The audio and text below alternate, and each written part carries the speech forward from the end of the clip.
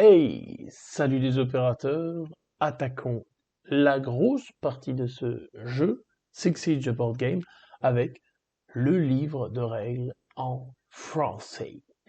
Six Siege Board Game, édité par Carlos Gomez Quintana, on ne le répétera pas assez, mais merci à lui. Qu'est-ce qu'on va découvrir dans cette vidéo? Alors on va aborder l'intégralité du livre de règles, les tokens, les opérateurs, les règles, etc. Donc cette vidéo risque d'être un peu grosse et lourde en contenu, mais rassurez-vous, derrière on fera des vidéos plus courtes avec un condensé de tout ça, vous verrez, avec la fiche d'aide, etc.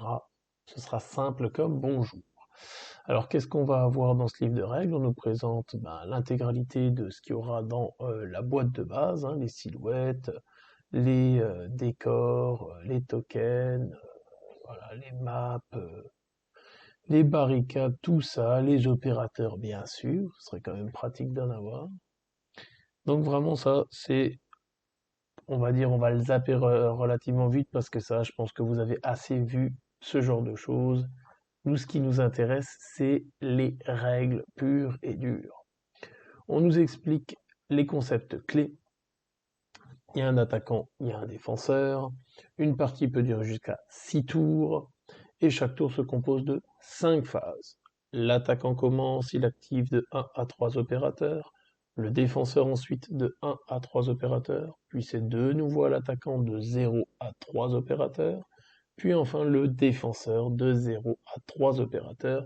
Et ensuite il y a la phase d'entretien. On nous précise en dessous, durant chaque phase d'activation, les joueurs activent une partie de leurs opérateurs à tour de rôle. Chacun peut effectuer une action de déplacement et 2 actions supplémentaires. Donc on aura 3 actions en tout par opérateur. Si un adversaire est dans la ligne de vue de l'un de vos opérateurs, vous pouvez utiliser des armes à feu pour tenter d'éliminer ce dernier. Utiliser des gadgets, etc. On va le voir un peu plus bas. Juste sur la partie droite de l'écran, nous avons les missions de contrôle, les missions de bombe et les missions d'otage qu'on décrira dans le détail sur une autre vidéo. En dessous, on a un très bon exemple de ce qui peut se passer durant le tour, par exemple, d'un attaquant. Là, on voit, première activation, nous avons Termite. Termite qui fait une destruction de barricade, puis il déploie un drone qui va se faufiler une fois la barricade démontée. Dans la pièce, il va scanner tout ce qu'il y a dans la pièce qui donnera un marqueur de localisation sur le bandit. Ensuite, deuxième activation, il choisit d'utiliser H, H qui se déplace devant la barricade, et comme bandit est localisé, même s'il y a une barricade devant elle, elle va pouvoir tirer à travers et shooter bandit. On verra après pour les histoires de couvert, etc. Ensuite, H reprend son mouvement, tac tac, et elle va dans la zone étage en empruntant une case d'accès.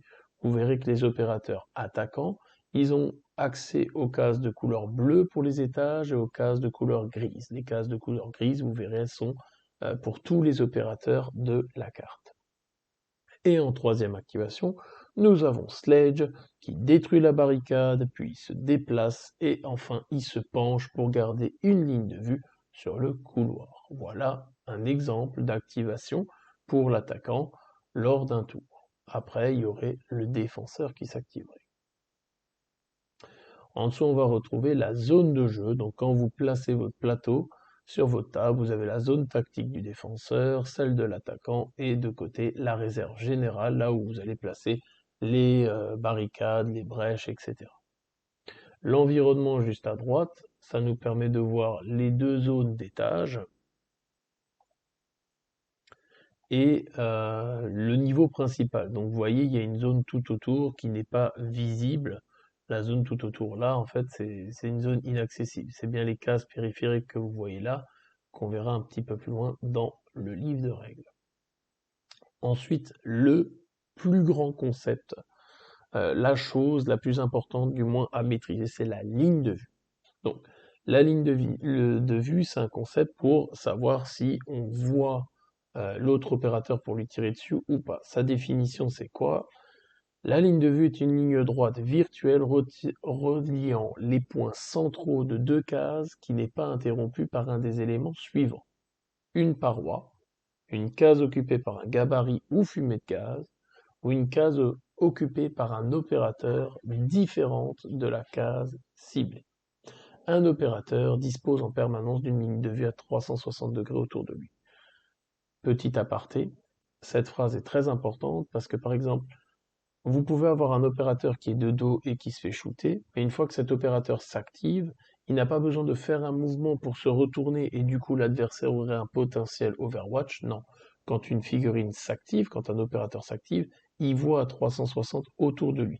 Sa ligne de vue n'est plus limitée à 180 degrés, comme il pourrait l'avoir lorsqu'il est en surveillance. Pour vérifier une ligne de vue, il est interdit de vérifier la validité d'une ligne de vue avec une réglette ou un autre élément durant le déroulement de la partie en dehors d'une contestation. Donc ça veut dire que quand vous allez shooter, il faut que vous soyez sûr que votre shoot, il est possible ou pas. C'est-à-dire que ce n'est pas depuis un point de vue de la figurine que vous allez mesurer, c'est bien du centre d'une case au centre de la case que vous allez viser. Donc si vous n'êtes pas sûr, attention, parce que si vous vous trompez, l'adversaire peut contester votre action et du coup vous pourriez avoir des malus qu'on verra tout à l'heure. Exemple de ligne de vue qu'on voit sur le côté droit. Mute possède une ligne de vue sur Termite car la ligne tracée entre le point central des deux cases n'est pas interrompue par une paroi, un gabarit ou un autre opérateur, donc la ligne de vue est valide. En revanche, si vous regardez par rapport à IQ en haut à droite, ça ne marche pas, ça se joue à un détail infime, et c'est pour ça qu'il faut bien regarder les lignes de vue et être sûr de votre coup avant d'annoncer un shoot, c'est que la ligne de vue, elle passe un chouï par une paroi, un mur. Donc du coup, la ligne de vue de IQ n'est pas valide. En dessous, nous avons la description de plusieurs éléments. Au niveau principal, les cases de niveau principal. Donc cette bande case appartient aux deux cases orthogonalement adjacentes. Le point central, donc bref, une case, c'est délimité par les petites croix blanches que vous avez qui sont largement visibles sur une carte. Quand on parle d'une case adjacente, très important de regarder ce concept-là, parce qu'il va y avoir des capacités, des choses comme ça qui font que quand on parle de case adjacente, on le voit sur le schéma juste en dessous, une case adjacente, une case peut être adjacente aux 8 cases qui l'entourent, mais il faut qu'il existe une ligne de vue entre elles. Donc vous voyez très bien l'exemple avec le smoke juste en dessous, c'est que le smoke, il a une ligne de vue sur 7 des 8 cases autour de lui, mais pas la huitième, qui est juste là ici, parce qu'il n'y a pas de ligne de vue, puisqu'elle passe par un élément de mur, donc ça ne marche pas. C'est important parce que si vous lancez une grenade et des choses comme ça va être pareil. Il faut que la case adjacente, elle soit en ligne de vue. Vous balancez une nitro devant une porte, mais il n'y a pas de ligne de vue à côté, elle va pas taper dans la case à côté. Ensuite, on va avoir les limites d'occupation. Une case ne peut contenir au maximum qu'un seul opérateur et un gadget. Vous ne pouvez pas faire l'échelle humaine et avoir plusieurs opérateurs dans la même case. Une case contenant un opérateur ou un obstacle est dite occupée, une case qui n'en contient ni l'un ni l'autre est dite libre. On va avoir un concept encore une fois très important, c'est-à-dire les pièces. Quand on parle de pièces, on parle d'une partie de la carte, une pièce de la carte avec les petites flèches dans les coins qui vont notamment pouvoir être utilisées avec des actions d'opérateur ou autres qu'on dit verticales. Vous le voyez très bien sur les cartes. Là, par exemple, vous avez un exemple de pièce où vous voyez bien dans les 4 coins de cette pièce, une pièce est délimitée par des petits pointillés. Ok. Donc ça, c'est pour délimiter une pièce, mais une pièce où vous pouvez utiliser les capacités verticales, c'est que celle où il y a les 4 flèches dans les coins. Ensuite, on va avoir les cases périphériques, important pour l'attaquant, puisque l'attaquant, lui, déploie ses figurines dans les cases périphériques de la carte.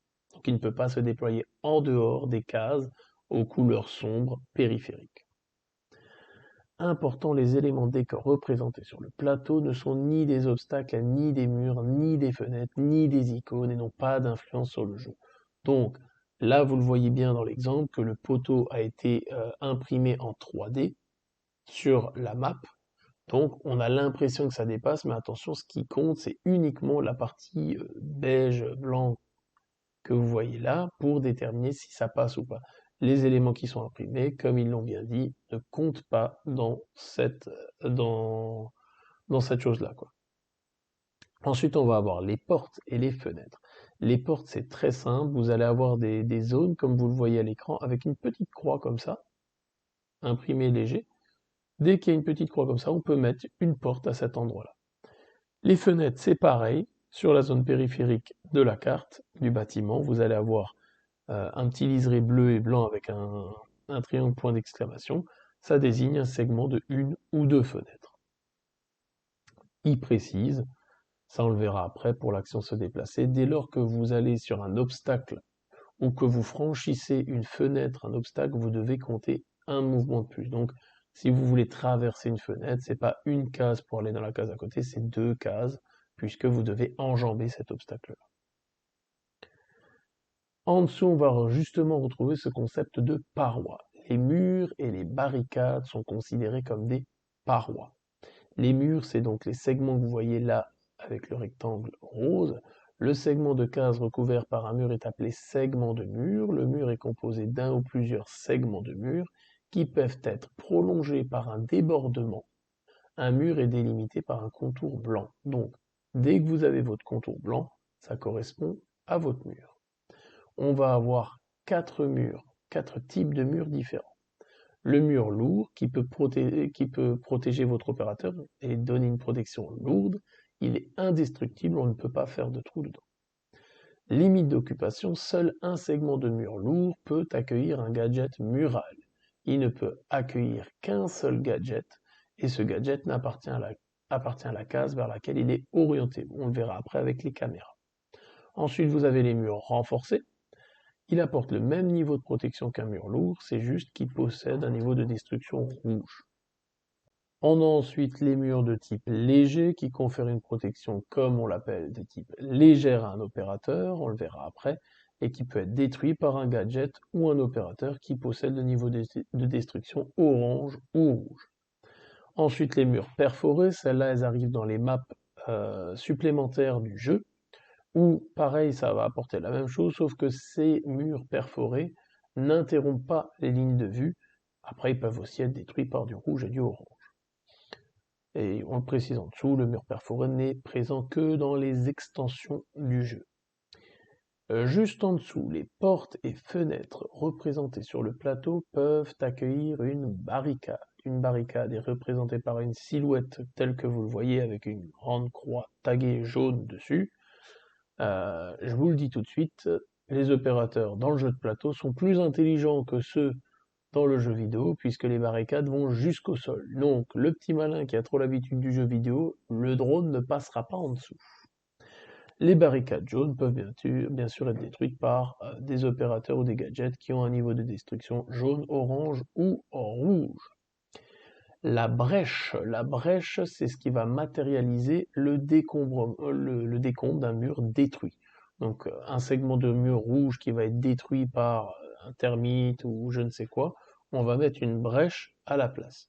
Une brèche, elle n'interrompt pas les lignes de vue, par contre elle va pouvoir fournir un couvert, et pareil, comme pour les fenêtres, si on veut franchir une brèche, il va falloir dépenser un mouvement supplémentaire.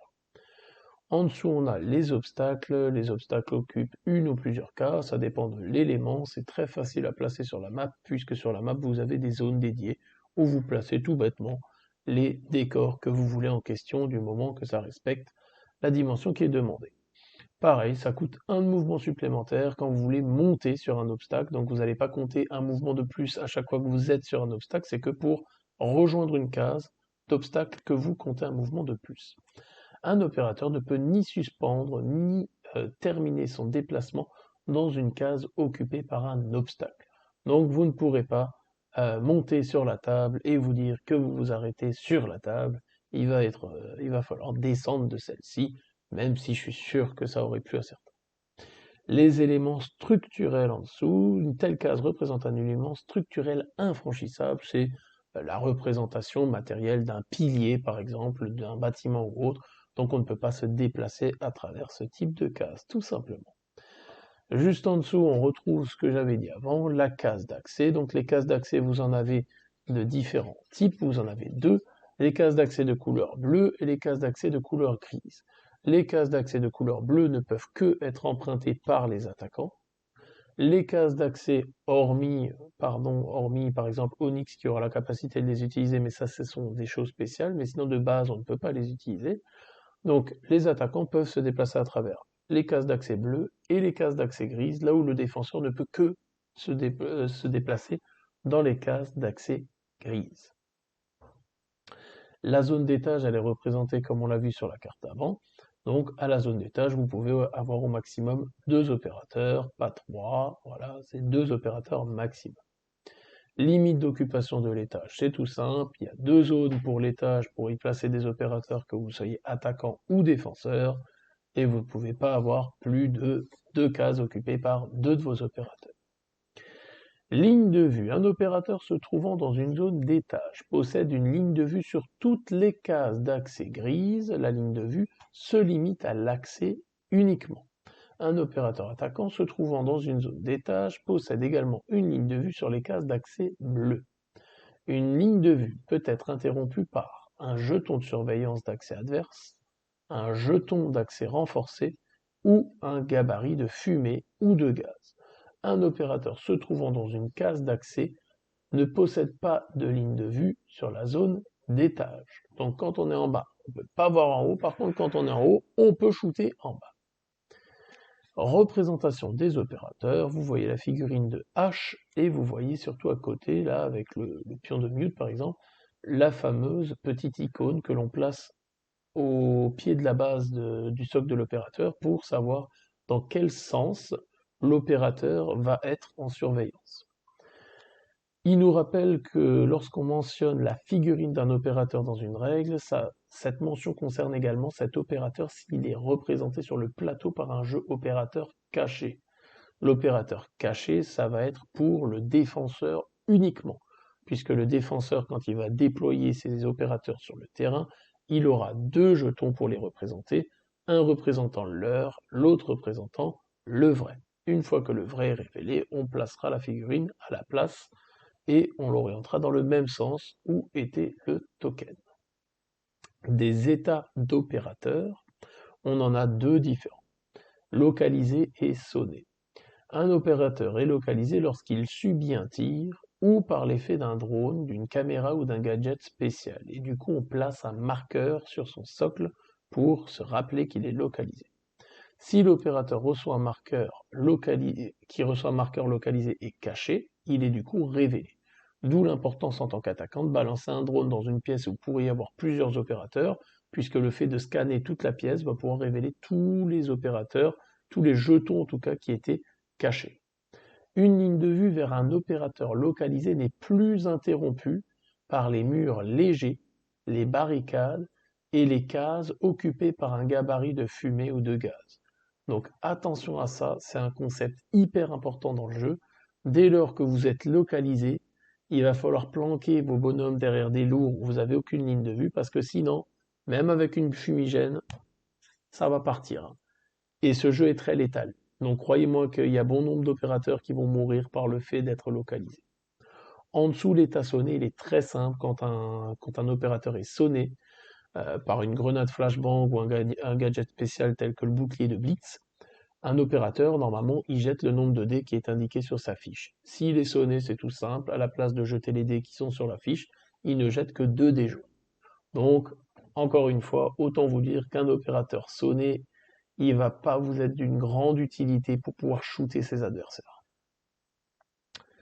On nous rappelle le marqueur d'état en surveillance, donc quand vous jouez avec les règles de base, sans utiliser les modules avancés, c'est une action que vous utilisez, que vous dépensez parmi les 3, donc la course et 2 autres actions, pour pouvoir mettre votre opérateur en surveillance. Et du coup, vous mettez ce marqueur de surveillance dans la direction où votre opérateur surveille.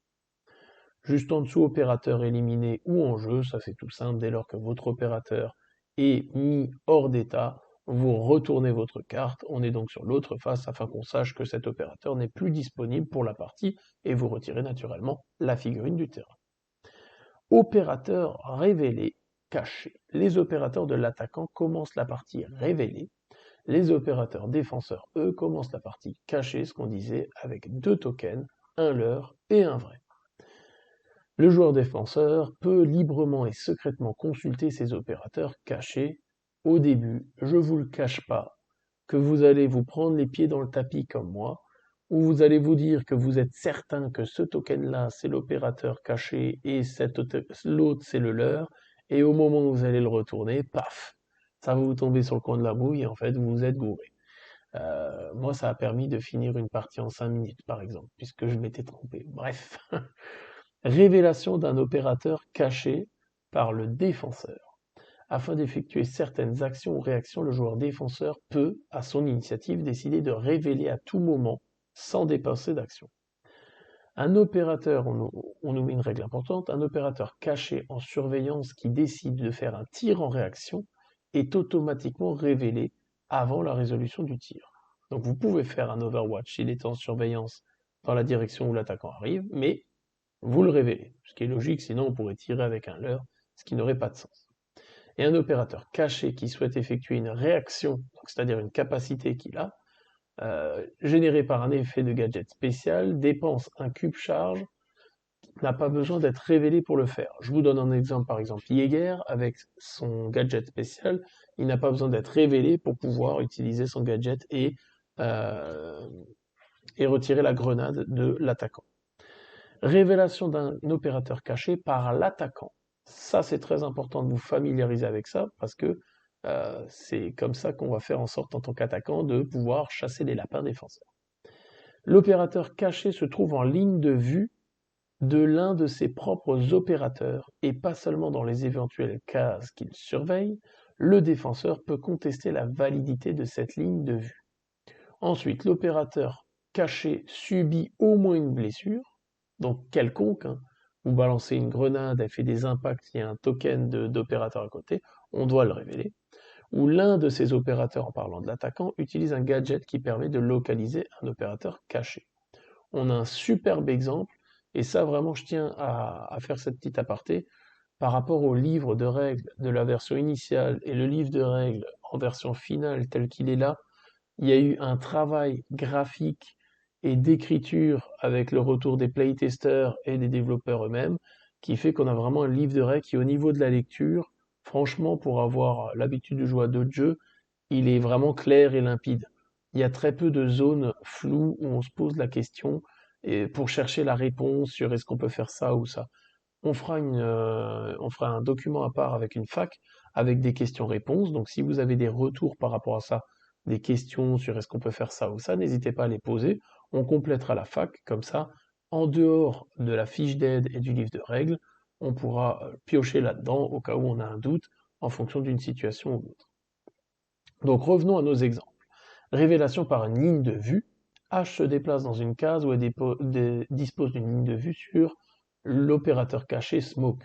Donc, elle se déplace, elle a une ligne de vue, le défenseur n'a pas le choix, il doit révéler son token. Deuxième cas, H a décidé de pas trop se mouiller le maillot et elle a bien raison. Elle déploie un drone dans sa case adjacente, le drone il se déplace jusqu'à la pièce, il s'arrête, il scanne la pièce et du coup le token de Smoke il est révélé. Cette image elle est bien parce que du coup on voit que le drone il est dans une seule pièce et vous voyez il y a le token de Smoke qui est juste au-dessus, donc il y a les deux là, il y a les deux tokens d'opérateur. En révélant le token du bas, on doit automatiquement aussi révéler l'autre token, puisque quand un des tokens est révélé, l'autre est automatiquement révélé en même temps. Donc, si vous avez un doute sur un accès avec vos attaquants en vous disant, tiens, il y a un token de, je sais pas, par exemple, Castle, il est à tel endroit et l'autre, il est à l'autre bout de la map, balancer un drone, ça vous permettra d'être sûr, avant d'envoyer un opérateur dans une pièce, de vous dire, est-ce que le leur, il est ici ou là-bas. Donc le drone, hyper important en tant qu'attaquant, vous en aurez 3, et en plus de ça, les charges d'inventaire tactique qu'on verra après. La troisième possibilité, c'est révélation par une blessure. H lance une grenade dans une zone contre un opérateur caché, en l'occurrence Smoke, le jeton est révélé si la grenade lui inflige au moins une blessure. Donc là, ce sera le cas puisque la frag va infliger 2 blessures, 2 dés jaunes dans la case et un dé jaune dans la case adjacente, donc il sera automatiquement révélé.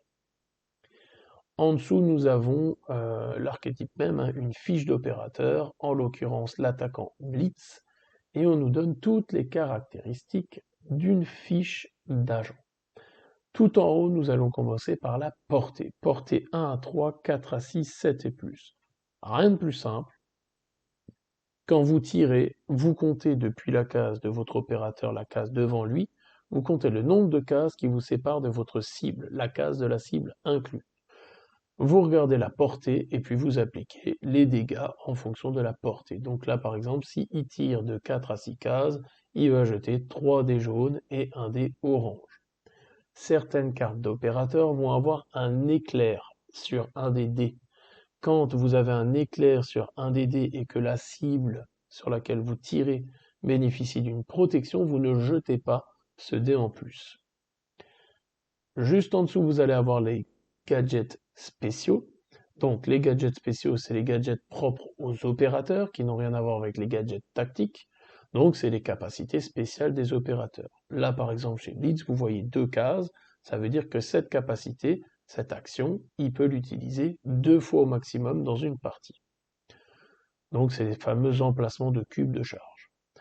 Tout en bas à droite, vous avez le bouclier, donc ça veut dire que Blitz est un opérateur qui dispose de manière naturelle d'un bouclier qui va donc lui permettre d'avoir une protection légère tout le temps contre les tirs.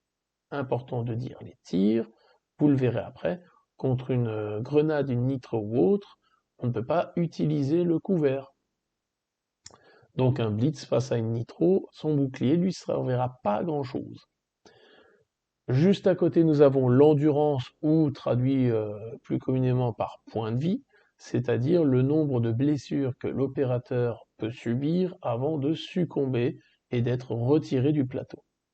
On va ensuite avoir la caractéristique courir, donc c'est-à-dire quand on va faire l'action courir, de combien l'opérateur peut se déplacer en plus. Certains opérateurs ne peuvent pas courir, certains opérateurs légers peuvent courir jusqu'à 5 cases, par exemple IQ ou H en l'occurrence. Et enfin, tout en bas, vous avez l'action détruire, c'est-à-dire quand cet opérateur, donc Blitz en question, fait une action détruire, il ne peut détruire que du jaune. Si un opérateur a un orange à la place de ce panneau-là, donc ça veut dire qu'il peut détruire de l'orange et du jaune.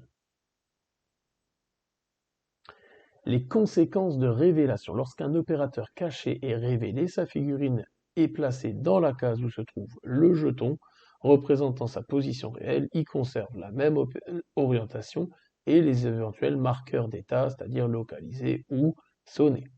Place un marqueur de surveillance à l'avant si jamais il était en surveillance, les 2 jetons opérateurs sont mis dans la boîte. Choix de la mission. Dans le livret des missions, choisissez un environnement pour sélectionner cette dernière. En gros, vous choisissez si c'est bombe, otage ou contrôle de zone. La partie juste en dessous, c'est la mise en place des obstacles. Donc vous placez le plateau correspondant à l'environnement choisi. On vous met toujours sur une mission spécifique. Donc dans le livre de mission, on vous dit où placer les portes, où placer les fenêtres, où placer les barricades, les décors, etc. Donc vous respectez stricto sensu ce qu'il y a dessus. Vous placez un obstacle de la forme appropriée, ça voilà, pas besoin de discuter 15 ans là-dessus, c'est de la logique. Placez enfin les éléments imposés suivants selon les indications de la mission sélectionnée. Donc c'est propre à chaque mission, donc il faut regarder la mission en question pour savoir qu'est-ce que vous devez placer. Les jetons et figurines, contrôle, bombe, otage, etc. Les silhouettes barricades, les 5 figurines de caméra que vous orientez dans la direction que vous souhaitez, les 3 jetons de barbelés et les 2 jetons d'accès renforcés. À part dans les missions de contrôle, où là vous ne mettez ni les barbelés, ni les jetons d'accès. Donc cette partie-là, ça correspond surtout, donc ça c'est la mise en place générale. Après le défenseur, vous allez voir, il va pouvoir modifier certaines de ces choses-là. Vous allez ensuite naturellement sélectionner qui sera attaquant, qui sera défenseur. Pour aller plus vite, des équipes préconstruites sont proposées dans la section découverte du livret de mission. Je vous conseille très fortement, quand vous commencez vos premières parties, à respecter ces sections de découverte du livre de mission. Ça vous permettra de vous fiabiliser au jeu sans avoir à vous charger avec toutes les capacités d'opérateur directement, etc. Commencez doucement, vous faites une partie, deux parties, vous verrez que la mécanique, vous la maîtriserez très rapidement, mais par contre les subtilités, vous allez prendre un peu plus de temps pour pas tomber deux fois dans le même panneau. Les 5 profils opérateurs correspondant aux opérateurs sélectionnés, donc vous avez des jetons d'activation, donc que vous tournez une fois que vos opérateurs sont activés pour savoir quand est-ce qu'ils ont déjà été activés ou pas. La réserve personnelle des jetons de relance, des marqueurs de surveillance, des surveillances d'accès et des silhouettes penchées, logique. Et ensuite, on arrive à une partie importante, le plateau d'inventaire tactique. Chaque joueur place secrètement, sans le montrer à son adversaire, les cubes de charge sur les emplacements libres de sa fiche tactique. Le défenseur, il en place 4 des cubes, l'attaquant, il en place 6. Avant, je vous ai dit que l'opérateur a déjà 3 cubes sur les 3 drones qui sont disponibles. Ça veut dire que l'attaquant, il aura le droit à 9 cubes en tout, 3 pour le drone et 6 pour l'inventaire tactique. Le défenseur, lui, n'en a 4. Vous allez dire que c'est un peu dérisoire, mais après plusieurs phases de test, on a constaté que le défenseur, au début, il avait un cube de plus, après ça a été ajusté, etc. durant les phases de test. Le défenseur, s'il a trop de cubes, il devient impossible presque en fonction des équipes pour l'attaquant de prendre l'ascendant sur le défenseur. Donc c'est pour ça que vous avez cette différence de 4 cubes pour le défenseur et 6 cubes pour l'attaquant. L'inventaire tactique, vous le voyez en haut à droite, donc c'est les fameux panneaux que vous voyez. Pour chaque opérateur, vous avez donc, comme pour lead savant, des cases sur leur capacité spéciale. Vous mettez un cube sur chaque case et dès que vous le dépensez, paf, vous le remettez dans la boîte. Certains profils possèdent des emplacements gadgets activables, c'est notamment le cas de l'opérateur montagne. Vous l'avez aussi sur d'autres opérateurs, mais en gros c'est un jeton que vous activez ou désactivez si vous utilisez la capacité spéciale de cet opérateur en question. En dessous, on a le choix du niveau et de vitesse de jeu. Vous pouvez utiliser l'application Six Siege Board Game pour vos parties, ou ce que je vous conseille, c'est qu'au début, vous ne le faites pas. Parce que le fait de mettre un chronomètre dans les premières parties, ça va peut-être trop vous stresser.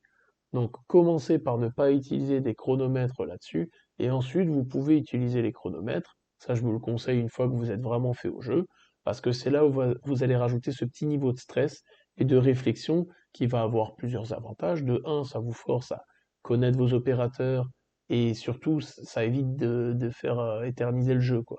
Vous n'avez pas passé 15 ans, vous savez qu'en fonction du niveau initiation, calme, standard ou extrême, c'est les 4 niveaux que vous pouvez avoir en termes de timer sur l'application, vous allez avoir plus ou moins de temps à jouer par opérateur. Donc, vous êtes sûr quelque part que votre jeu il va se terminer en temps et tant de temps. Donc pour ça, c'est vraiment pratique. En dessous, donc phase de déploiement, ça c'est l'application même, comment on l'utilise, on fera une vidéo juste à part pour ça suffira amplement. Le déploiement du défenseur. Le défenseur déploie ses opérateurs et ses gadgets en suivant la séquence suivante. Il n'a pas le droit de placer des opérateurs ou des gadgets dans les cases périphériques du plateau de jeu. Et le défenseur peut déplacer ou retirer du plateau de jeu jusqu'à 5 des éléments suivants. Barbelé, caméra, accès renforcé ou barricade.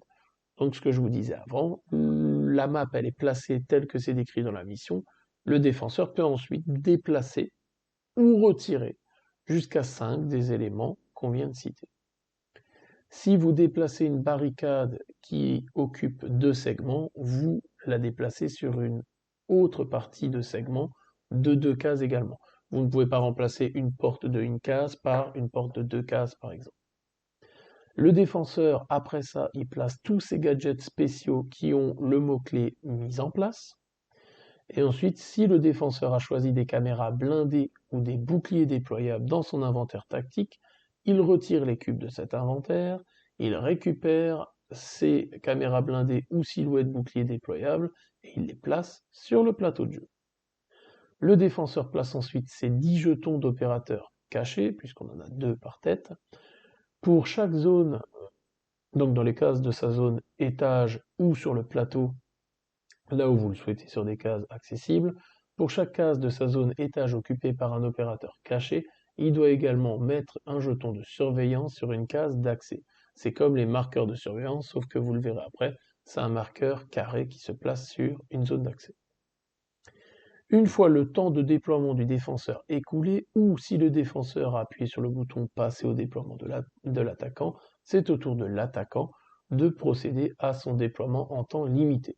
Ce qu'on conseille au début pour la première partie, le défenseur il se prend 10 minutes, un quart d'heure, où l'attaquant il quitte la pièce ou alors il ne regarde pas pour pouvoir placer ses jetons, etc. Et ensuite c'est l'attaquant qui va venir pour pouvoir se prendre un petit peu de temps et zioter la carte avant de placer ses opérateurs. Donc c'est ce qu'on dit juste là, une fois le défenseur déployé, l'attaquant place ses 5 opérateurs et leurs marqueurs de surveillance dans les cases périphériques du plateau de jeu. L'attaquant ne peut pas placer d'opérateurs dans sa zone étage, contrairement au défenseur. Donc il va falloir qu'il utilise des actions pour monter à l'étage depuis un accès extérieur ou intérieur pour pouvoir se retrouver dans ces fameuses zones. Aucune réaction ni révélation d'opérateurs cachés ne sont résolues lors de la phase de déploiement. Attendez la première phase d'activation de l'attaquant pour le faire.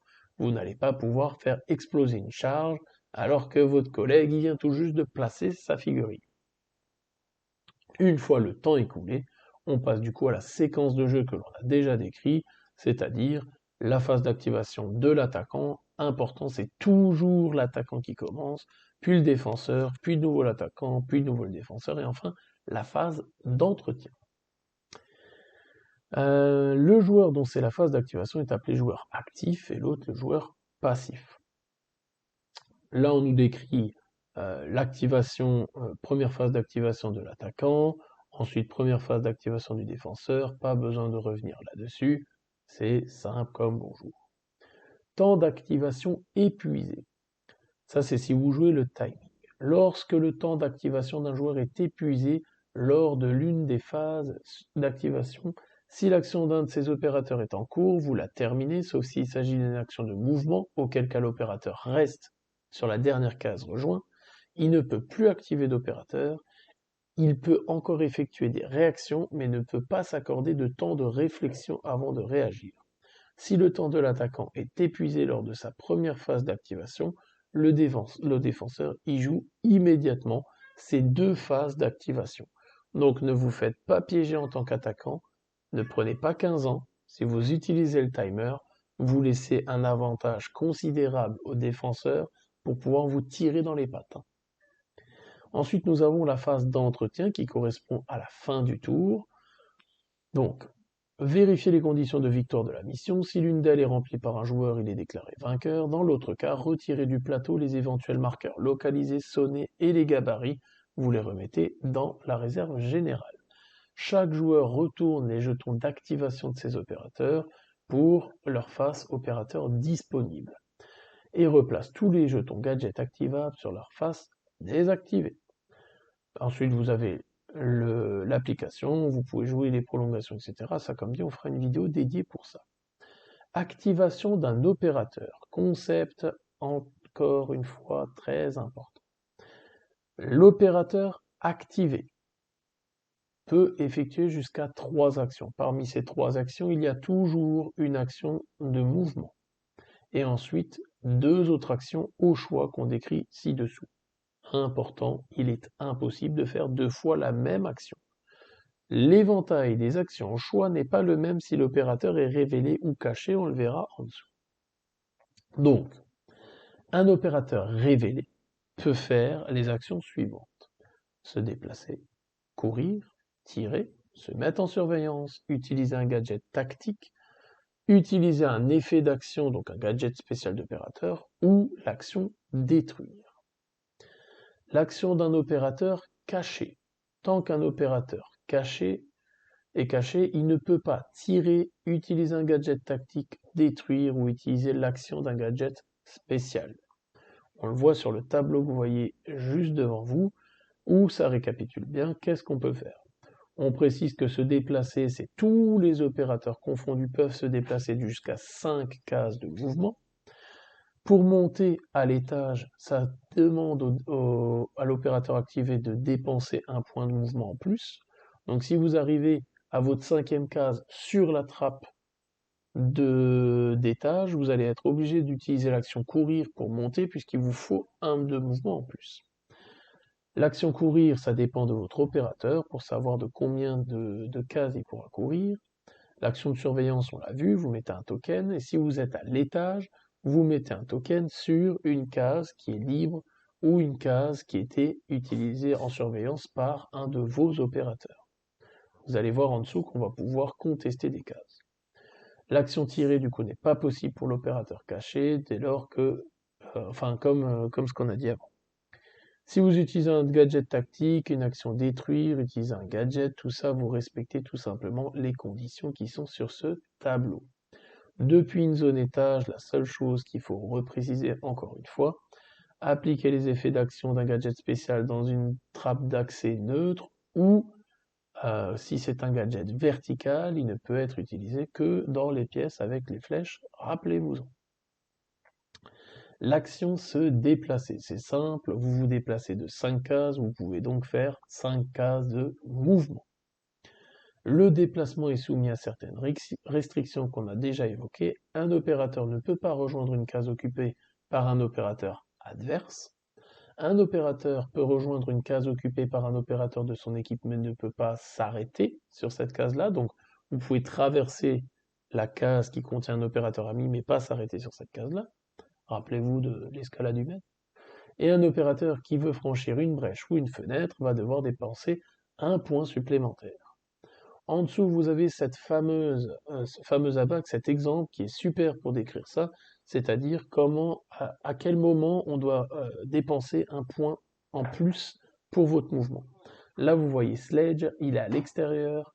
Pour rejoindre la case juste devant lui, il franchit une fenêtre. Donc du coup, il compte 2 de mouvement. Puis vous voyez le chemin A par exemple, il va monter sur la table. Donc du coup, il rejoint une case d'obstacle. Donc il recompte 2 de mouvement.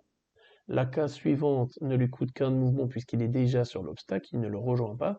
Et la case 6, il saute de la table, mais il ne rejoint pas une case qui est un obstacle. Donc du coup, il aura compté 2 mouvements de plus pour faire ça, mais il pourra bouger en tout de 6. Par contre, il sera obligé de sprinter dans ce cas-là, puisqu'il ne peut bouger que de 5 de base, mais à 5, il ne pouvait pas s'arrêter sur un élément, un obstacle.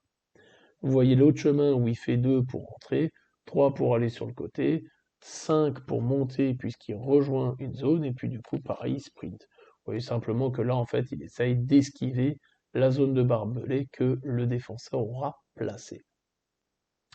Se déplacer avec un opérateur caché. Le défenseur peut répartir librement les points de mouvement pour se déplacer entre ces 2 opérateurs cachés. Donc, vous avez 5 de mouvement maximum que vous répartissez entre vos 2 tokens. Suspension de l'action se déplacer. Après avoir rejoint une case libre, vous pouvez suspendre l'action se déplacer, effectuer une ou 2 des actions à votre disposition, puis reprendre votre mouvement. Tout simplement, vous n'êtes pas obligé de vous arrêter une fois que vous avez fait un mouvement et que vous vous arrêtez. Vous pouvez toujours dépenser votre mouvement après avoir fait la ou les 2 actions que vous pouvez faire. Autre concept hyper important, se pencher. Ça va vous sauver les niches un bon paquet de fois. Pour se pencher, ça vous coûte un point de mouvement pour vous pencher. Dans ce cas, comme vous le voyez dans l'exemple ci-dessous, vous ne pouvez pas vous pencher sur une case d'obstacle, vous ne pouvez pas non plus vous pencher à travers un obstacle. Donc là, on le voit bien que le mute pour pouvoir se pencher, il peut se pencher soit sur la case de gauche, soit sur la case de droite, puisque ce sont des cases libres qui ne le gênent pas, contrairement aux cases d'obstacles au-dessus et en dessous de lui. Dans la photo juste à côté, on voit que Mute est en position penchée, donc du coup, il a bien son token de penché ici et sa zone d'opérateur, donc c'est-à-dire là où vous avez la tête, c'est là où est l'opérateur, et l'autre, c'est la zone depuis laquelle il se penche. Un opérateur en position penchée occupe deux cases sur le jeu de plateau, celle dans laquelle se trouve sa figurine et celle dans laquelle se trouve sa silhouette penchée. Un opérateur en position penchée entre deux pièces est considéré comme se trouvant dans chacune d'entre elles. Il est possible de cibler un opérateur en ciblant sa figurine ou sa silhouette penchée. Une silhouette penchée n'interrompt jamais une ligne de vue. Un opérateur ne peut pas se déplacer en gardant sa position penchée, il est obligé de se redresser pour ça, pour un mouvement, et ensuite faire son mouvement. Un opérateur en position penchée utilise la case dans laquelle se trouve sa figurine pour effectuer une action nécessitant une ligne de vue. Se pencher a les mêmes incidences sur le jeu que rejoindre une case. Si en se penchant un opérateur rejoint une case sous surveillance, un opérateur adverse peut tirer avec un tir de réaction sur lui. Donc, là on a la fameuse action se redresser qui coûte un de mouvement, soit la figurine rejoint la case occupée par sa silhouette penchée, soit il rejoint la case où sa silhouette n'était pas placée. Se déplacer entre les différents niveaux. Un opérateur au niveau principal qui rejoint une case d'accès utilise un point de mouvement pour aller à l'étage. Si aucune case de la zone d'étage n'est libre, il ne peut pas s'y déplacer. Se déplacer de la zone étage vers le niveau principal, c'est pareil dans l'autre sens. Si vous êtes à l'étage et que vous voulez descendre au niveau principal, vous dépensez un point de mouvement pour effectuer ça. L'action courir, c'est ce qu'on a dit, c'est la valeur que vous avez sur la fiche de votre opérateur pour savoir de combien il pourra se déplacer sur sa course. Et enfin, nous arrivons à l'action tirer. Tirer à travers un élément de jeu. Les lignes de vue vers un opérateur localisé n'étant pas interrompues par des murs légers, les barricades et les gabarits, celle-ci peut être la cible d'un tir au travers de ces éléments. Quand vous utilisez un chronomètre, dès lors que vous êtes en train d'effectuer un tir, vous stoppez ce chronomètre pour résoudre cette phase-là. Le joueur contrôlant l'opérateur ciblé annonce qu'il approuve les conditions de la ligne de vue et de la protection annoncées par le tireur, auquel cas vous passez à l'opération suivante, ou il n'approuve pas les conditions et du coup il fait une contestation. Pour calculer la distance entre deux opérateurs, vous voyez bien dans l'exemple que Blitz qui veut tirer sur Smoke, il est à 1, 2, 3 et 4 cases, donc la case occupée par Smoke, il est donc à une portée de 4 comme on l'a vu avant. À chaque portée correspond un nombre et des couleurs et dés d'impact lancés lors d'un tir. Les dés marqués d'un éclair ne doivent pas être lancés lorsque la cible bénéficie d'une protection, ce qu'on a dit juste avant. Un tir effectué depuis une zone d'étage vers une case d'accès est considéré comme étant à portée courte. Donc si vous avez votre opérateur là-haut et qu'un opérateur adverse est sur la case, boum, portée courte. Vous lancez tous les dés d'impact auxquels vous avez droit, vous additionnez le nombre d'impacts, et ensuite vous réduisez du nombre de protections que l'opérateur adverse aura. Une fois que tout ça c'est fait, vous infligez le nombre de blessures à l'opérateur ciblé. Si il succombe à ses blessures, il est retiré du plateau de jeu, sinon vous relancez le chronomètre si vous l'utilisez. Les protections, c'est très important d'aborder cette partie-là. Un opérateur ciblé par un tir peut bénéficier de deux protections différentes. Si la ligne de vue du tireur traverse un des éléments suivants, on va le voir, il peut avoir ou une protection légère ou une protection lourde. Là, dans ce cas-là, un élément est traversé par la ligne de vue. Si c'est un obstacle et que l'opérateur est derrière cet obstacle, on va le voir dans l'exemple en dessous, il bénéficie d'une protection légère. Une protection légère, ça réduit les impacts de 2, une protection lourde, ça réduit les impacts de 3. Lorsqu'un opérateur bénéficie d'au moins 2 protections, qu'elles soient légères ou lourdes, elle peut avoir une protection maximum de 3 pour réduire sur un tir adverse. Là, on a donc notre situation là sur le côté gauche avec des protections lourdes qui font moins 3 impacts, et on nous rappelle que le bouclier d'un opérateur lui permet de réduire de 2. Donc le mieux, c'est des exemples. L'exemple là, où on voit Smoke, en orange, qui tire sur H. H, elle est penchée depuis ici, donc derrière un mur lourd. Donc, quand Smoke va vouloir tirer sur H, comme il n'a pas de ligne de couvert directe pour voir la position penchée, H aura donc une réduction de dégâts de 3 puisqu'elle est derrière une protection lourde. Ensuite, H, dans cet exemple en dessous, elle veut tirer sur Smoke, qui est localisé et penché.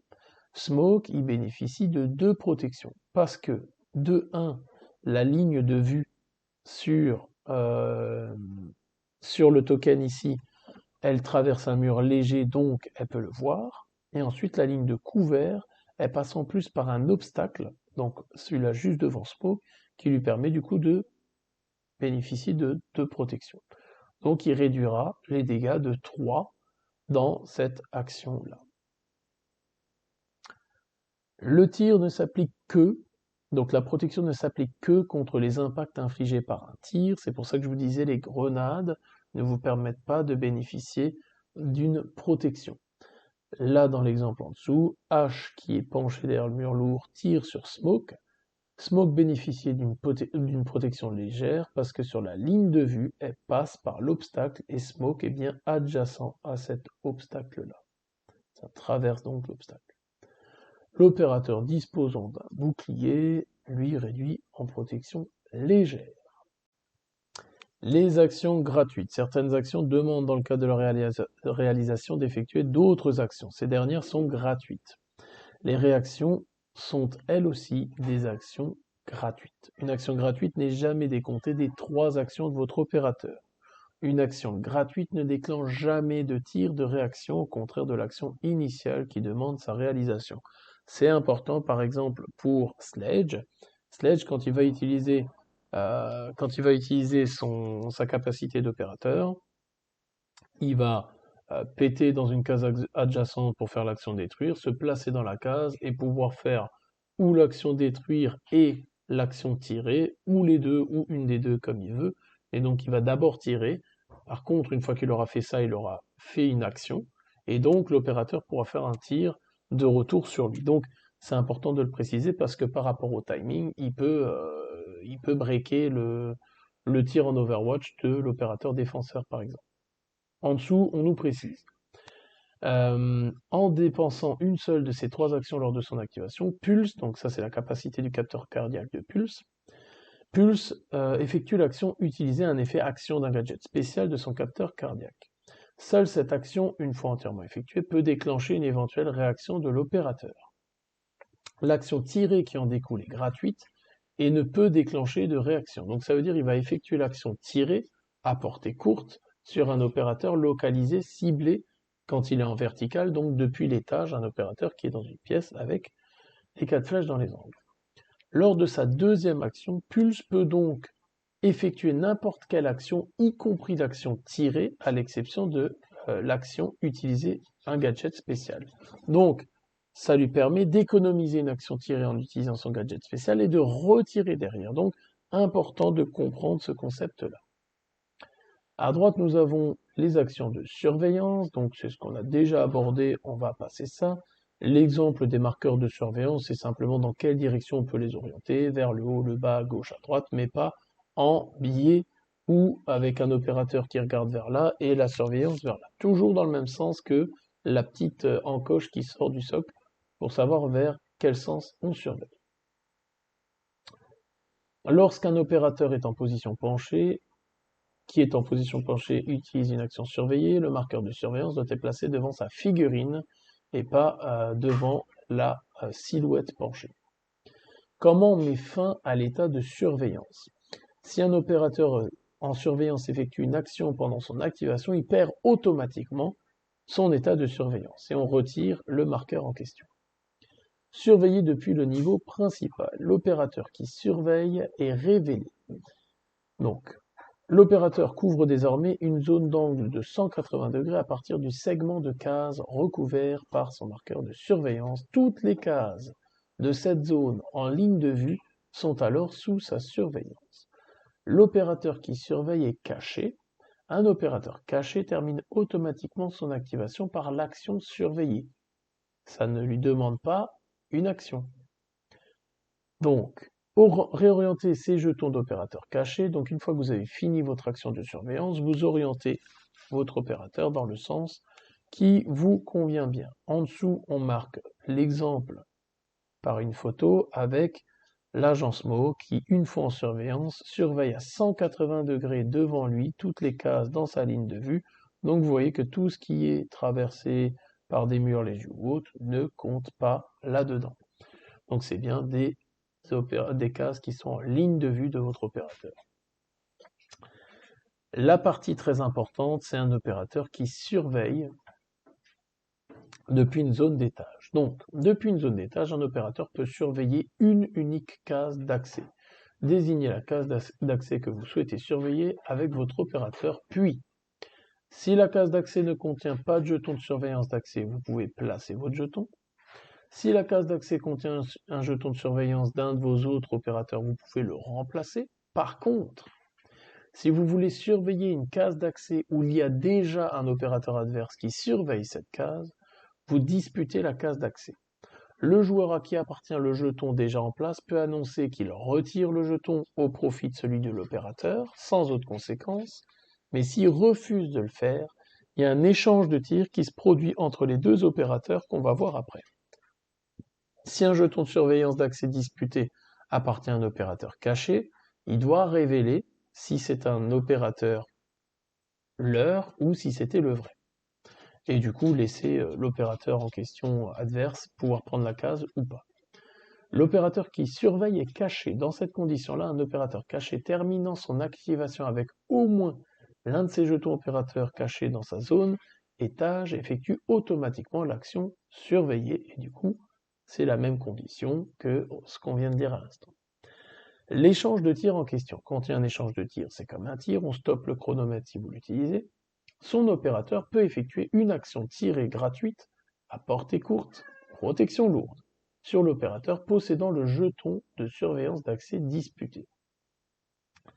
Si l'opérateur du joueur passif n'est pas éliminé, son jeton de surveillance d'accès reste en place. Il peut également effectuer une action tirée gratuite à portée courte et protection lourde sur l'opérateur qui dispute la position de son jeton de surveillance d'accès. Et si l'opérateur du joueur passif est éliminé, son jeton il est mis dans la boîte et son opérateur, arrivederci, il disparaît naturellement. Donc, c'est très important au niveau de ce concept de savoir si ça vaut le coup de refuser de faire un échange de tir ou s'il vaut pas mieux se barrer pour éviter de perdre votre opérateur sur la contestation. Le terme de tir regroupe l'action tirer, c'est-à-dire qu'on va regarder sur la fiche de l'opérateur à portée courte combien il fait de dégâts, etc. Le tir de réaction, c'est la conséquence de l'action surveillée. Il ne peut être déclenché que lors de la phase d'activation du joueur adverse. Le tir de réaction est une action de tirée gratuite. Le marqueur ou le jeton de surveillance n'est pas retiré après un tir de réaction. Un opérateur caché doit se révéler pour déclencher un tir de réaction. Tir de réaction depuis le niveau principal. Il peut faire donc un tir de réaction à chaque fois qu'un opérateur adverse ou rejoint une case sous sa surveillance, ou il se situe dans une case sous surveillance de l'opérateur en question, après avoir terminé une action. Il est possible d'effectuer un tir de réaction au moment où un opérateur adverse rejoint une case du niveau principal contre un obstacle. Donc, dès lors que vous allez traverser une case qui est en ligne de vue d'un opérateur en surveillance, il va pouvoir vous mettre du pruneau. Dès lors que vous allez utiliser une action dans une case en surveillance de l'opérateur adverse, il va à nouveau vous lâcher des pruneaux. Donc c'est pas juste un tir, c'est à chaque fois. Donc méfiez-vous de ça. Il n'y a pas de limite au nombre de tirs de réaction. On a l'exemple là-haut d'un tir de réaction. H se penche dans une case sous la surveillance de Smoke. Smoke effectue un tir de réaction. Après la résolution du tir, H n'est pas éliminé. Pour sa deuxième action, du coup, H peut tirer sur Smoke. Si Smoke survit, il peut donc à nouveau faire un tir de réaction sur H, puisqu'elle vient de finir une action dans une case qui est sous surveillance de Smoke. Donc autant vous dire que quand ça arrive, généralement, il y a bien un des deux opérateurs qui va y passer. On a ensuite utilisé un gadget tactique, ça c'est simple, votre opérateur y dépense un des cubes de votre fiche d'inventaire tactique pour utiliser un gadget. Pareil en dessous pour l'utilisation d'un gadget spécial qui est spécifique à chaque opérateur. Effet permanent des gadgets spéciaux. Les effets d'un gadget spécial qui ne sont précédés ni par action ni par réaction sont permanents, ils ne nécessitent pas la dépense d'une action pour être appliqués et sont toujours actifs. Le niveau de destruction, on en a parlé, dès lors que vous faites une destruction, dès que vous avez du rouge, le rouge détruit du orange et du jaune, dès que vous avez du orange, il détruit du orange et du jaune, et dès que vous avez du jaune, il ne détruit que du jaune. Déterminer les éléments affectés. Donc, les éléments qui peuvent être affectés par l'action détruire dans une case sont les éventuels gadgets se trouvant dans cette case et toutes les parois se trouvant dans la case. Si une action détruire s'applique dans une case où se trouve un opérateur, les éventuels gadgets présents sur son profil ne sont pas affectés par l'action. Même s'il a des charges sur lui, on ne va pas lui retirer les charges qu'il a sur lui. Ce sont des actions de son opérateur, des actions spéciales de son opérateur. Où se trouve une paroi? Là, on nous montre là en dessous. Une paroi est composée d'un segment qui appartient à deux cases orthogonalement adjacentes. Le mot est un peu lourd, mais c'est comme ça. Et une paroi, elle, est composée de deux segments considérés comme un seul élément. Elle appartient donc à quatre cases orthogonalement adjacentes. Donc, si on utilise une action détruire, pour parler plus simple, sur la case ici, on va automatiquement détruire la case qui est juste derrière. Donc si on a un barbelé qui est derrière et qu'on balance une grenade frag dans la première, ça va péter sur la deuxième. Ensuite, conséquence de la destruction, on va avoir juste avant ici les gadgets blindés. Le trait blindé ne s'applique pas de la même façon si l'action détruire est effectuée par un opérateur ou si elle est effectuée par l'effet d'un gadget. L'action détruire effectuée par un opérateur, donc un gadget blindé peut être détruit par cette action uniquement si l'opérateur qui effectue est adjacent, donc à côté, et qui possède le niveau de destruction approprié. Donc, si vous voulez exploser une caméra, une caméra blindée, il va falloir être à côté de cette caméra blindée ou de cet objet blindé. L'action détruire utilisée par l'effet d'un gadget, on ignore le trait blindé. Par exemple, IQ, qui va pouvoir cibler une case avec un gadget électronique, il faut juste qu'elle l'ait en ligne de vue pour pouvoir la détruire, elle n'a pas besoin d'être à côté, on ignore le trait. Conséquence de la destruction, on remet le gadget dans la boîte, si c'est une paroi, une barricade simple ou double, on l'enlève du terrain, et si c'est un mur simple ou double, on le remplace par une brèche tout simplement. En dessous, on a l'exemple concret de Sledge. Dans le cas 1, Sledge peut détruire la caméra, parce qu'il dispose d'une ligne de vue sur la case où est située la caméra. Dans le cas numéro 2, il peut détruire le mur léger car il dispose d'une ligne de vue sur la case contenant la paroi ciblée, puisqu'elle appartient à cette case et à l'autre case. Dans le cas numéro 3, par exemple, le brouilleur de Newt qui est situé ici, ou celui-là là, donc la paroi ciblée, il ne peut détruire aucun des brouilleurs car il ne dispose pas de ligne de vue vers les cases en question, étant donné qu'elles sont dans une autre partie de la pièce. Réaction des opérateurs. Il existe deux types de réactions. Le tir de réaction qu'on a vu avant et l'utilisation d'un gadget spécial tels que ceux que vont avoir les personnages comme Jäger, comme Frost, comme Capcan. Donc ça, on le verra sur les fiches d'opérateurs. Dès lors que vous avez un tir de réaction, tac, on bloque le chrono, on fait la réaction et on relance dans la foulée. Que peut-on contester dans une partie? On peut contester un tir ou on peut contester un autre effet de jeu. Tout effet de jeu nécessitant une ligne de vue autre qu'un tir peut également être contesté, c'est ce qu'on précise là-dessus. Séquence de contestation. Vérifiez la validité de la ligne de vue annoncée par une réglette, celle que vous avez dans la boîte de base. S'il correspond, donc si la ligne de vue est validée, elle est confirmée et le tir est effectué. Vérifiez alors le niveau de protection réel de la cible. En traçant, le cas échéant, vous appliquez le couvert si elle est en position penchée ou si elle a des protections. Si elle correspond à l'annonce du tireur, le niveau de protection annoncé est confirmé et sera appliqué lors du tir. Si elle ne correspond pas à ce que vous avez annoncé, du coup, le niveau de protection annoncé est infirmé et le niveau de protection réel sera appliqué par la résolution du tir. Par exemple, vous dites qu'il a une protection légère et vous vous rendez compte qu'il a une protection lourde, vous appliquez naturellement la protection lourde. Et si la ligne de vue n'est pas valide, eh ben, le tir il est sans effet, vous ne pouvez pas le faire. Vous appliquez ensuite les conséquences. Les conséquences, c'est quoi? Si vous utilisez l'application et que vous avez eu tort, vous retirez 30 secondes à votre chronomètre. Si vous avez eu raison, que l'autre vous le conteste, vous appliquez 30 secondes au chronomètre en plus. Contestation d'un autre effet de jeu.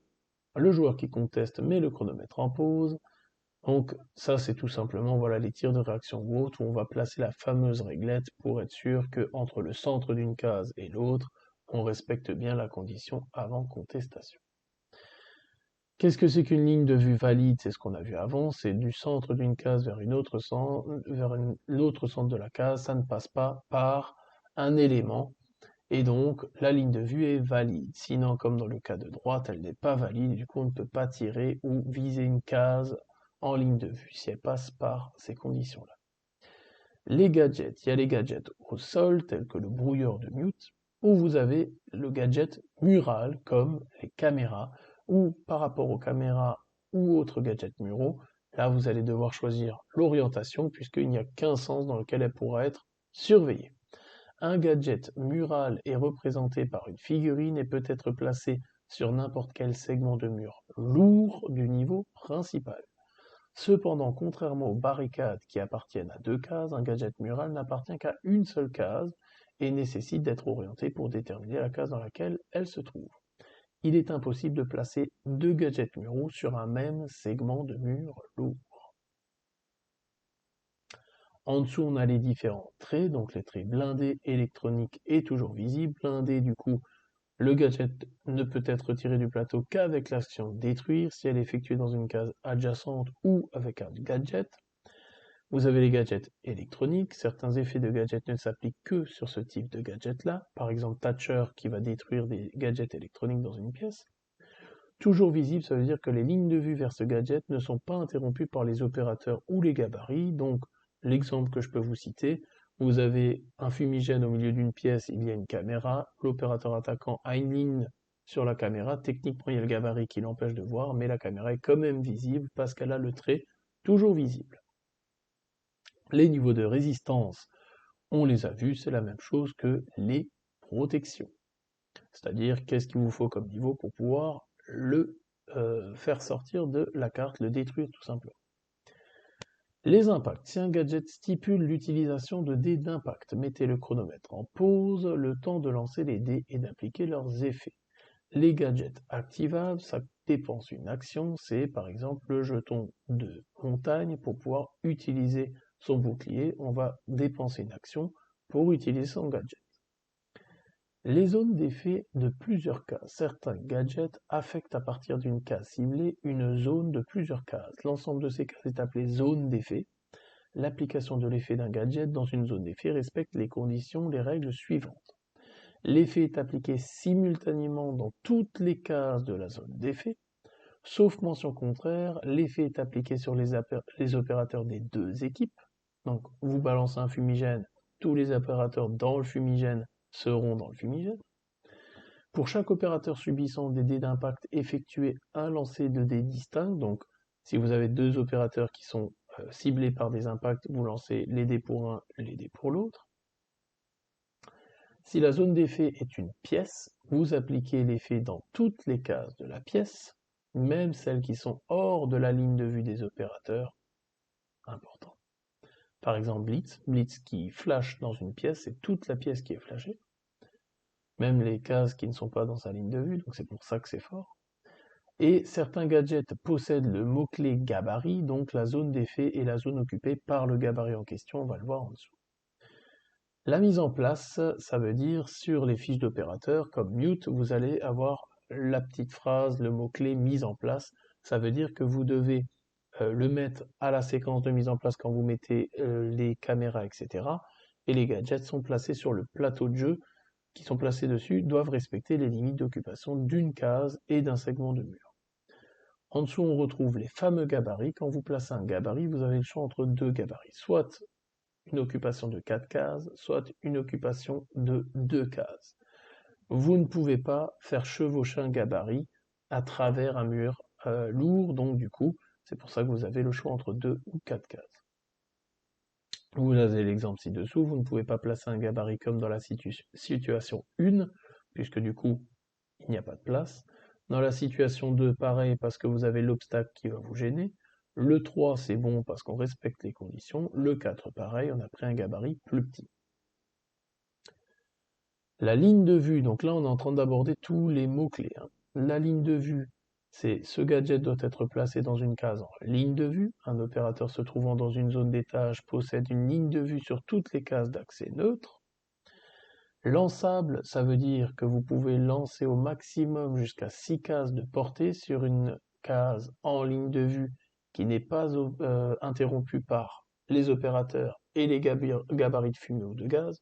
On dit bien les opérateurs, pas les opérateurs adverses uniquement. Important.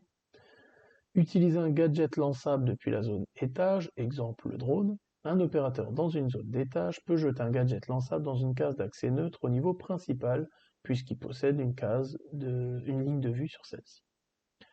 Les gadgets déployables, donc notamment le drone, peut être déployé depuis l'étage, ce qu'on disait à l'instant. Ensuite, vous allez avoir la règle onde que IQ a par exemple. Ce gadget doit cibler une case au maximum à 4 cases de portée, comme si l'opérateur l'utilisant effectue un tir en ignorant toutes les parois, les opérateurs et les gabarits de fumée ou de gaz. Utiliser un gadget onde depuis une zone d'étage. Donc verticale quand vous avez dans une pièce avec les flèches. Et ensuite on va aborder le drone. Le drone est déployable. Une fois qu'il est déployé, on peut le déplacer de jusqu'à 5 cases de mouvement. Il ne peut pas franchir les obstacles, ni rejoindre une case contenant des barbelés, ni se rendre lui-même dans une zone d'étage. Il peut cependant rejoindre une case occupée par un opérateur. Quand il termine son déplacement, il effectue un scan sur la pièce dans laquelle il se trouve et tous les opérateurs adverses qui se trouvent dans cette pièce-là reçoivent un marqueur localisé tout simplement et donc on révèle aussi les opérateurs cachés qui étaient là-dedans. Une fois que c'est fait, on met le drone dans la boîte, on ne peut plus l'utiliser, donc maximum 3 drones. On aborde ensuite les différents gadgets de l'inventaire tactique en commençant par les défenseurs. Nous avons l'accès renforcé, c'est tout simplement une trappe d'accès renforcé qu'on va mettre sur une zone d'étage au déploiement qui a un niveau de destruction rouge pour pouvoir être sorti du plateau.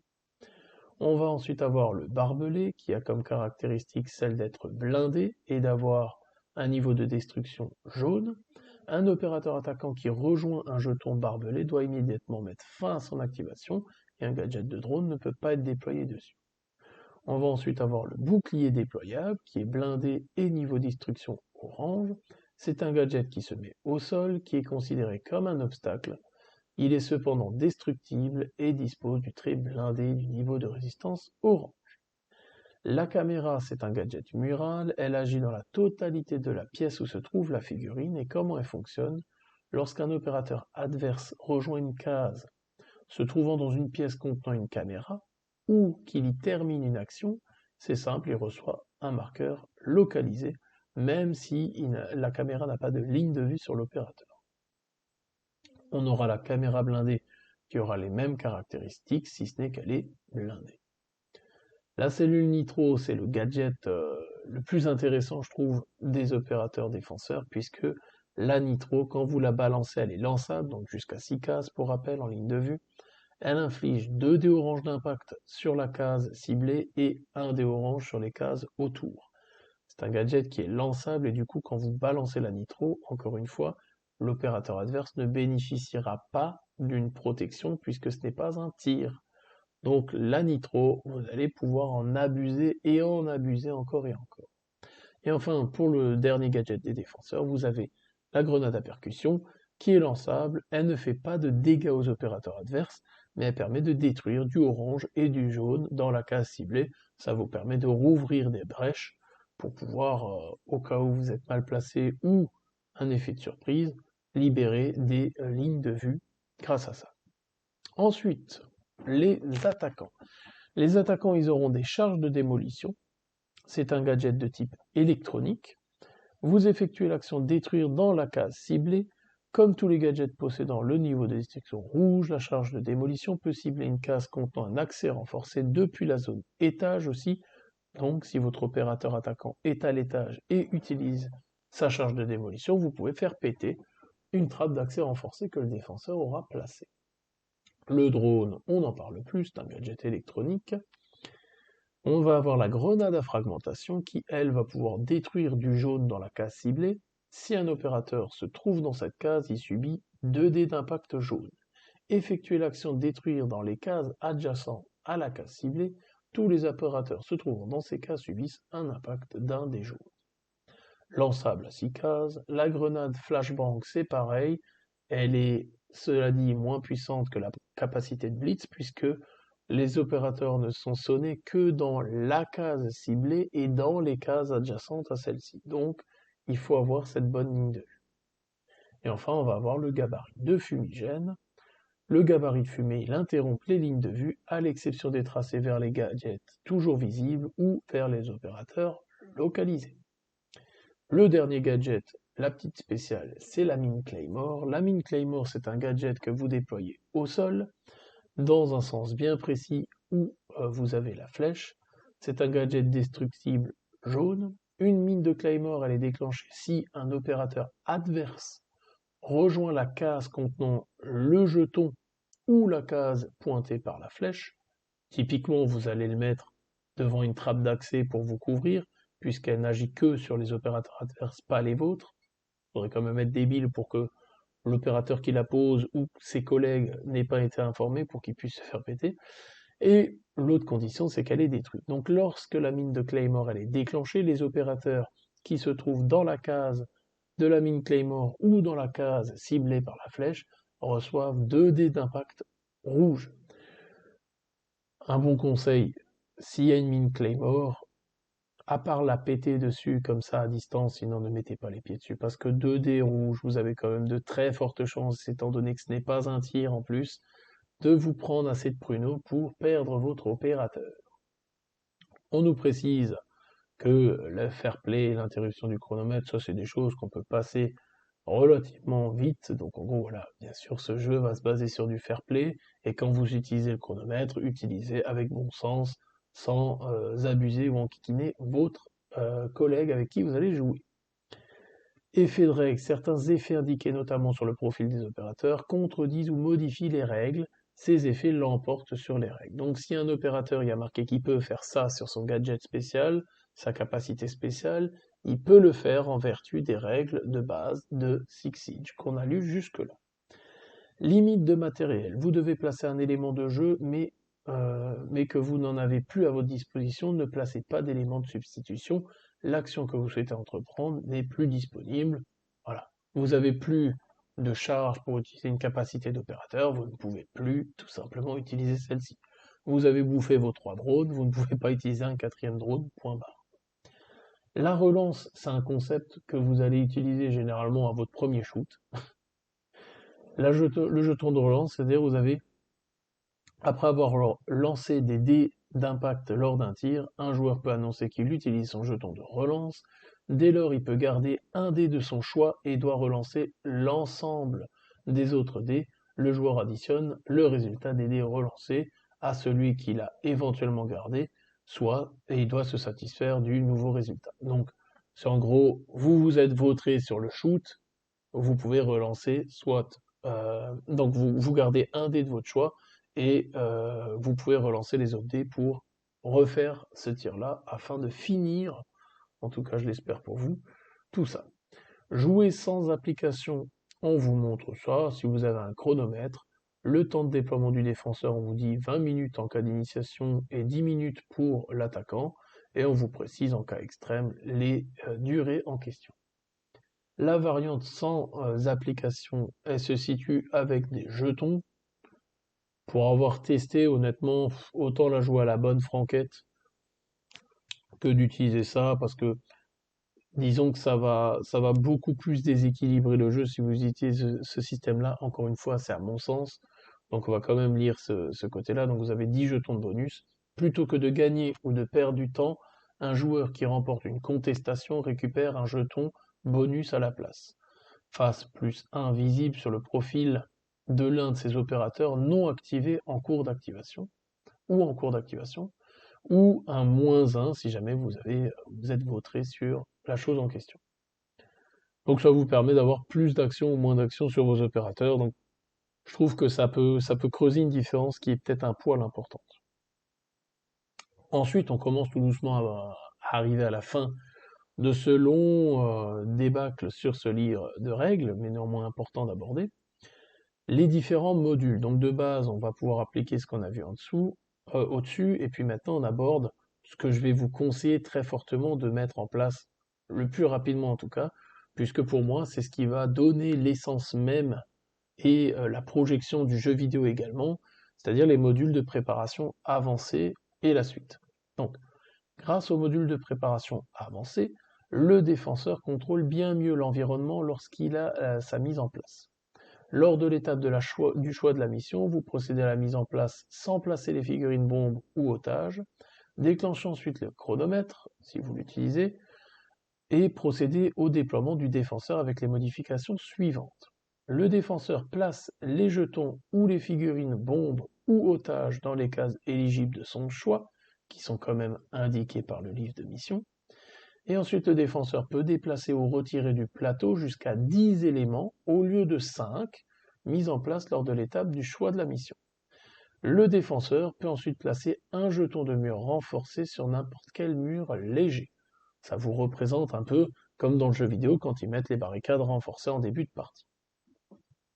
Lorsqu'un mur renforcé sous forme d'un jeton est détruit, il est remplacé par une brèche de la taille qui correspond à cette dernière. Et le défenseur peut placer jusqu'à 3 silhouettes de brèches sur n'importe quel segment de mur léger ou renforcé. Ça change complètement la donne puisqu'il va pouvoir s'ouvrir des lignes de vue, notamment sur Consulat, et avoir des surveillances qui sont tout autres que si vous jouez le scénario de base. Donc, ne vous aventurez sur ces modules-là que quand vous serez à l'aise avec toutes les règles avant, donc prenez votre temps. On va ensuite avoir le module tactique avancé. Action additionnelle, c'est se cacher. Les opérateurs révélés du défenseur disposent d'une nouvelle action, se cacher. Lorsqu'un opérateur révélé dépense l'une de ses actions pour effectuer l'action se cacher, sa figurine est remise sur le profil de l'opérateur, elle est remplacée par les jetons, donc le fameux token caché et l'autre, mais sauf qu'ils sont empilés l'un sur l'autre. Un opérateur disposant d'un marqueur localisé ne peut pas se cacher, logique. Un opérateur, s'il disposait d'un marqueur sonné, associe le marqueur correspondant à la pile de jetons de l'opérateur caché. Donc il garde son état de sonné, malgré le fait qu'il se planque. Ces deux jetons doivent respecter l'orientation de la figurine quand il le remplace. Donc s'il est orienté vers cette direction, il se réoriente aussi dans cette direction-là avec le jeton. Un opérateur dont les jetons sont empilés ne peut pas se pencher et ses jetons ne peuvent pas changer d'orientation. Inversement, un opérateur en position penchée ne peut pas utiliser action se cacher. Les jetons opérateurs cachés empilés peuvent ensuite être déplacés individuellement lors d'une action de mouvement. S'ils se séparent et qu'ils avaient un état sonné, associez un marqueur à chacun des jetons d'opérateurs cachés. Lorsqu'un jeton d'opérateur caché est révélé, ces opérateurs, c'est comme de base, ils sont révélés, puis l'opérateur il est placé à la place. Donc, honnêtement, je l'ai très très peu utilisé cette action-là. Le fait de le mettre en plus, ça peut offrir des possibilités. J'en ai pas vu des bénéfices monstres, en tout cas durant mes parties. Par contre, celle qui est ultra bien, c'est la suivante. C'est la variante pour l'action surveillée. Dans ce module, l'action surveillée devient gratuite et automatiquement, cela donne une meilleure marge de manœuvre aux opérateurs attaquants tout en soulageant les défenseurs qui bénéficient aussi de cette économie d'action pour effectuer l'action se cacher par exemple. Jouer sans marqueur de surveillance lors de la mise en place, laisser les marqueurs de surveillance de côté. En gros, comment ça va se jouer? C'est qu'à la fin de l'activation de votre opérateur, automatiquement le sens dans lequel vous allez le mettre, il va être en surveillance à 180 dans ce sens-là. Donc, moi je trouve que c'est vraiment là où vous allez retrouver l'intégralité, le vrai potentiel de Six Siege. Donc, fiez-vous au jeu de base initialement, encore une fois. Vous utilisez une action pour vous mettre en surveillance, mais je vous conseille rapidement de se mettre sur ce module-là, où là, du coup, vous allez avoir plus de possibilités, puisqu'au lieu de gaspiller une action pour se mettre en surveillance, vous allez l'avoir gratuitement, et là, vous allez pouvoir user de vos gadgets, etc., et vraiment atteindre un autre niveau, on va dire. Vous allez ensuite avoir le module de partie compétitive, partie en plusieurs manches, donc là c'est comme dans le jeu vidéo. Ce module vous propose de jouer une partie en 2 ou 3 manches, chacune se déroulant sur la même mission et dans le même environnement. Pour remporter l'affrontement, il faut obtenir 2 victoires. Avant la première partie, vous déterminez aléatoirement le rôle de chaque joueur, défenseur ou attaquant. Donc si vous jouez défenseur à la première partie, vous serez automatiquement attaquant à la deuxième partie, et inversement. Et pour la troisième manche, par contre, vous déterminez à nouveau les rôles, mais de façon aléatoire. Vous pouvez ensuite avoir la sélection des opérateurs. Avant chaque manche, pendant la phase choix de l'équipe, vous pouvez affiner votre stratégie et tenter de priver votre adversaire de ses meilleurs atouts en bannissant certains choix d'opérateurs. Fiez-vous aux jeux vidéo, c'est le même principe, hein, pour ceux qui y jouent en tout cas. Si un opérateur est banni, on peut tout simplement pas l'utiliser pour la partie. Comment ça se déroule? Cette phase se déroule en 4 étapes. Première étape, le joueur attaquant sélectionne un opérateur, puis bannit un opérateur défenseur adverse. Puis le joueur défenseur fait pareil. Ensuite, le joueur opérateur attaquant sélectionne 2 opérateurs. Puis le joueur défenseur sélectionne 2 opérateurs et bannit un opérateur adverse. Puis l'attaquant fait pareil. Et enfin, le défenseur sélectionne 2 autres opérateurs. Donc ça va permettre, si vous connaissez votre adversaire ou en fonction des maps, de liquider avant la partie les opérateurs qui pourraient vous enquiquiner justement sur ce genre de map. Et vous verrez que très rapidement, il y en a certains que vous aimeriez pas voir sur le terrain. Donc, à voir si vous utilisez le module compétitif ou pas. Moi, je le trouve très fun, mais au début, passez-vous-en. Vous allez ensuite avoir la possibilité de jouer à 4 joueurs en 2v2. Ça, je vous conseille de le lire si vous avez envie de le faire. En gros, voilà, ça vous explique comment vous allez pouvoir activer les différents agents quand vous allez jouer à plusieurs. La progression de recrues. Faites progresser l'efficacité de votre recrue dans la portée de votre choix. Chaque équipe retire un cube du profil de la recrue. Donc la recrue commence avec tous les cubes sur sa fiche de profil, et à chaque fois qu'on va en retirer un en commençant de gauche vers la droite, dans la portée sélectionnée, un nouveau dé est révélé. Si vous avez un dé avec l'icône, avec la flèche, ça veut dire que vous pouvez utiliser ce dé pour le mettre sur votre charge d'inventaire tactique. C'est hyper balèze parce que les recrues de base, on se dit, bon, ça sert pas à grand chose, les opérateurs ils ont leurs gadgets, c'est tellement mieux. Attention, des recrues ça peut être super sympa parce que ça vous permet de récupérer un gadget en plus. Déjà que de base vous en avez 6 avec les attaquants. On dit pas non à avoir une smoke en plus, ou une grenade frag en plus, ou une claymore ou autre. Précision sur les règles de multijoueur, ça je vous laisserai les lire. On a aussi une variante pour jouer en 2 vs 1. Pour l'avoir fait en 2 vs 1 et en 2 vs 2, honnêtement, une bonne soirée entre amis, entre parenthèses eux aussi, hein, parce que pour ma part, on a aussi joué avec ma copine et franchement, c'est un jeu où tout le monde peut jouer sans problème dessus. Le 2v2 est super marrant. Il est super marrant et il peut être super compétitif pour ceux qui vraiment c'est des gros billes et ils ont envie de castagne en mode high level. Donc je vous conseille de le tester. En plus, ça vous permet de vous mettre aux règles avec 4 têtes pensantes. Ce sera plus facile à assimiler que si vous êtes solo à essayer de comprendre. l'ensemble, malgré que, encore une fois, c'est quand même vachement bien établi. En dessous, on va vous donner quelques conseils de jeu pour aider à la composition de l'équipe, des conseils tactiques en tant que défenseur et attaquant. Ça, je vous laisserai libre de lire tout cela sans problème. En tout cas, on est au bout de cette vidéo pour le livre de règles de Six Siege The Board Game. J'espère que vous n'aurez pas à prendre un Doliprane afin de digérer cette vidéo. C'était volontairement une vidéo où on faisait beaucoup de lectures avec des analyses et des petits commentaires en plus de ma part dessus pour qu'on aborde l'intégralité de celui-ci. On va faire bien sûr des condensés beaucoup plus courts pour aller plus rapidement dans le détail, puisque au lieu de lire des pavés, vous verrez que rien qu'avec la fiche d'aide de jeu, vous allez pouvoir être des vrais pros sur le terrain en tant qu'opérateur et mener à bien votre équipe à la victoire et à la réalisation de votre mission. Je vous dis comme d'habitude à très bientôt. C'était Joker, opérateur terminé.